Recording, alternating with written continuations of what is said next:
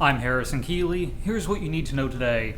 First, Chattanooga police are looking for a woman they say tried to hit her boyfriend with a car. It allegedly happened on the Eastside Sunday afternoon. 50-year-old Barry Corckan told police that 34-year-old Moniek Johnson tried to run him down. He was taken to Erlanger and is expected to survive. Chattanooga Mayor Andy Berke is on a short list of Democrats who could win the Tennessee governor's seat.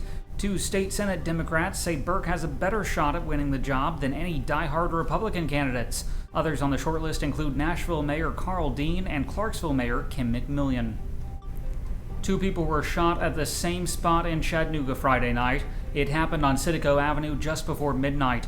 Both men were taken to the hospital with non-life-threatening wounds. Anyone with information is asked to call the police. An aviation company is opening a maintenance facility at the Chattanooga airport. West Star Aviation plans to set up operations in an existing hangar. The company plans to start with about 50 employees and eventually hire up to 225. A Cleveland cemetery may get its license suspended. A recent inspection of Sunset Memorial Gardens discovered violations of public health, safety, or welfare, according to the state. One man says he couldn't find his father's grave, even though his father was buried just 4 months before. A complaint says many graves were unmarked, and some grave markers were just strewn around the property. The cemetery's owner, Cecil Lawrence, is summoned to a state hearing in Nashville this week. The former band director at Lakeview Middle School has been found guilty of child molestation. A jury says Thomas Harold Blevins molested a 14-year-old girl who visited his band room in 2010.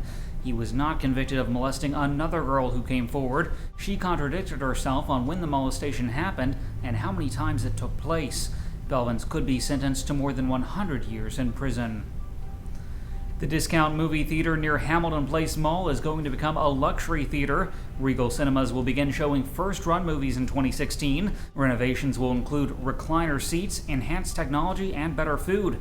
Plans are to start work next year. Part of the parking lot may also be redeveloped into a restaurant.